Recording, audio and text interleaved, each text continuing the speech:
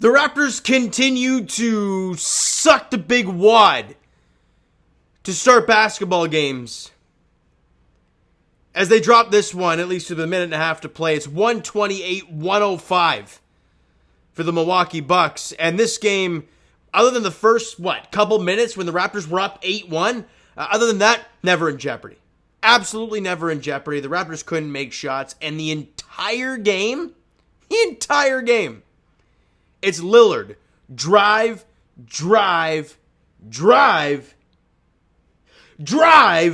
That's all it was. Because if he wasn't finishing at the basket, he's driving, getting the help defender to come over, then finding a wide open three, and Milwaukee wasn't missing. They knocked down 23, at least at this point right now, with a minute to go. Milwaukee made 54% of their threes, and they made 23s. So you look at Dame Lillard, and not only was he feeling logo Lillard at one point in time, he had 37 points, 13 assists, 13 dimes on 9 of 18 shooting, 50. He got to the line 16 times because the Raptors had to foul him to get him out of the paint. But they couldn't contain the drive. And he was also 4 of 10 from 3. But you look at the people around him. Malik Beasley made 8 threes. He was 8 of 11. Brooke Lopez made 1. Chris Middleton made 1. Bobby Portis made 2. Campaign, former Raptor great, three made threes. Pat Connaughton made 1. Bottom line, Malik Beasley was the catch and shoot king today, and he was getting fed, and he was making his shots. So, and how many did Malik Beasley end with today? He had 30. So, and you look at the Toronto Raptors, where they couldn't make shots at all in the early goings of this game. Like I mentioned, you had an 8-1 run to start the game. You lost the first quarter 36-21. So not only could you not defend the drive, you couldn't make shots to save your life. Scotty was the only guy keeping the team afloat in the early parts of this game. And I believe his stat line is the only one that looks respectable. Yes, the Yak double-double, but let's be honest, most of that's in garbage time. For the first half, Jakob Poeltl was god-awful. Hell, Darko Rajakovic didn't start him in the second half. And rightfully so, he looked awful. And every single time Jakob Poeltl does not have a good game or does not have a good half, and it looks like that, every single Raptor fan is going to think, why did we give up a first-round pick for this guy? And now it's only top 6 protected, which to this day still baffles me how you just couldn't get it lottery protected. But who am I to say? So he had the double-double, but either way, it was And then look at the second quarter. You're looking, okay, well, maybe some counterpunch. No! You allowed 34, albeit Malik Beasley getting a buzzer-beater bank shot at the end of the second quarter didn't help. But you allowed 70 in the first half without Giannis. It's not good enough. And the Raptors scored 47. You are down 23 at halftime. This is the third straight game, I believe, this has happened.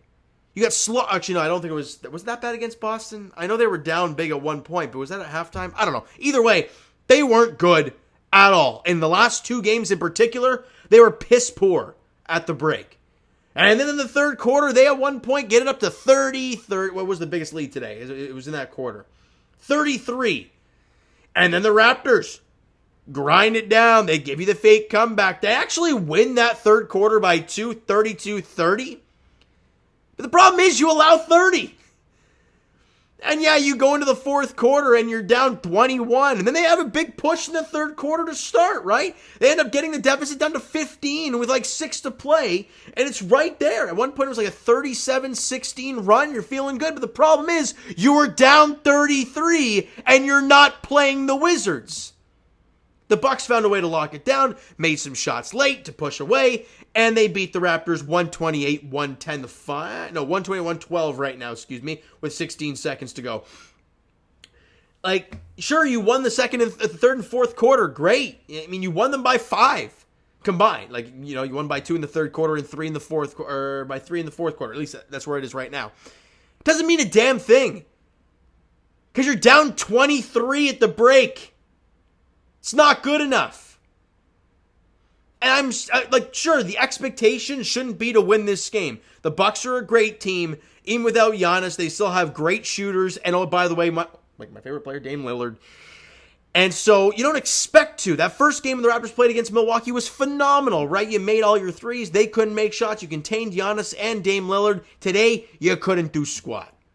You couldn't do a damn thing. Let's go to these team stats, and they were quite ugly. They shot 52% from the field and 51% from three. And there's the final, 128-112. They also shot 95% from the free throw line, 20 for 21, albeit 16 to the 21 are Dame Lillard alone. And the Raptors, 40% from the field, 27% from three. And yeah, they were 87% from the free throw line, which is actually pretty good, but 27% from three. They made 11 more threes. It's just not, you can't win a game that way. You know, and you took 11 more shots and they made 6 more. Rebounding, sure, you dominated. 55-41. You dominated the offensive glass. 26-9. Whoopie-doo. Second chance points, 24-9. Awesome stuff. Who cares? You know, you had 28 assists, great. Turnovers, 14 to their 13, not bad. Points in the paint, you dominated 52-34. But that's because they were draining threes from the outside. Points off of turnovers, they were +4. It doesn't really matter anything else. Let's get to these player stats. Jakob Poeltl, sure, he had a double-double, 13, 11, and 1, 6 of 10 shooting, 4 steals, 2 blocks, and -17. I don't care about that stat line because I looked at it at halftime, and he had like 2 points or was 4 points or whatever on like 1 of 4 shooting. And I'm like, what are we doing here with this guy? And you gave him the bag as well, Masai. Like, you didn't just trade for him and he got a year left. No, you gave him the bag at the end of last year. Which we knew when the trade happened, it was going to happen. But it is painful to watch Yak this year. He's averaging right now 10-7. Sorry, 10-8.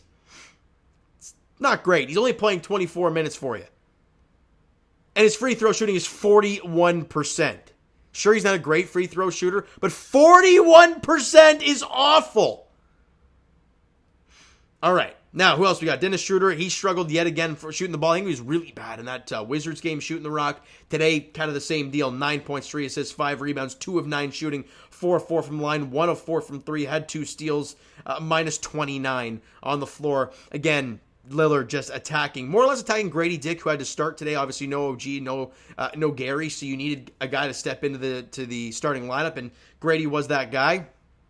He was getting blown by a lot, though. It was kind of painful. And Pascal Siakam, look, I can't rip Pascal. He did have 39 in the last game, but to follow that up with 11, 7, and 5, and took 9 shots, and 3 of 5 from the free throw line, so he missed 2 again. He was 0 of 2 from 3, so he still can't hit the 3. 4 turnovers, a -21. Like, God, consistency just ain't there right now for Pascal. Scotty Barnes, great bounce back. He had that. Oh, no, sorry. He was good in the last game, but the Boston game he was painful. 29, 9, and 7 for Scotty today. 11 of 19 from the field, 4 of 5 from the free throw line, 3 of 3 from distance, and he had a steal in the game, 3 turnovers, a couple fouls. Was a -24 on the floor. He only played 31 minutes, so there's that. Grady Dick, look, 11 points in the game, 2 of 10 from the field, 6 of 6 from the free throw line, which is nice, but 1 of 6 from 3. And there were some good looks as well for Grady. Unfortunately, missed those in a -29 on the floor. The bench unit were all plus players. Okay? Malachi Flynn, 7 points, 3 boards, 5 assists, 3 of 11 from the field, was 0 of 8 from 3. Yeah, it's a painful one, but he was a +4 on the floor. Chris Boucher, 9 points, 9 boards, 2 of 8 shooting. Gross. 4 of 4 from the line, 1 of 3 from distance, but a +6 on the floor. Jalen McDaniels, 7 points, 4 rebounds, 1 assist, 3 of 10 from the field. Not great. 1 of 4 from 3. Really not great.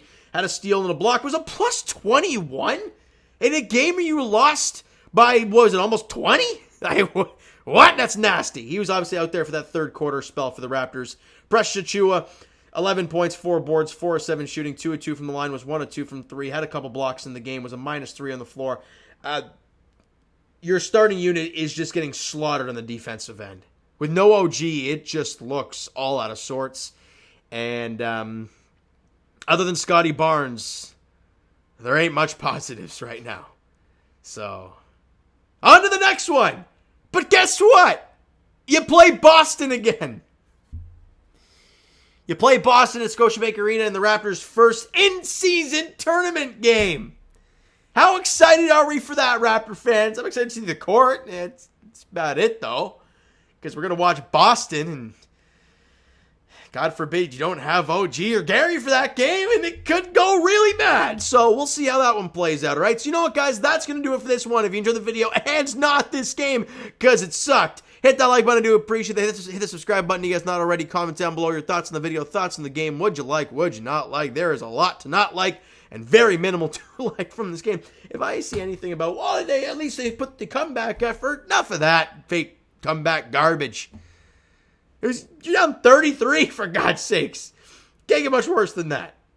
Hit the like button, the subscribe button, comment down below all your thoughts on this game down below. Twitter, Discord, Instagram, TikTok, all that stuff is down below, so follow up there if you're not done so already. And I'll talk to you guys Leafs edition on Friday. 2 p.m. puck drop between the Leafs and the Red Wings in Sweden. So we'll get one of those two games out of the way. Then Sunday, obviously, the 8 a.m. start. That's going to be wild. And that's the Toronto Raptors. As we know, they're back in action on Friday night as they are at home for the first game of the in-season tournament. 7:30 tip-off against the Boston Celtics on Friday night. Let's see how that goes, all right? So thank you so much for listening and watching. Hope you enjoyed the video and not the game. We'll talk to you guys then.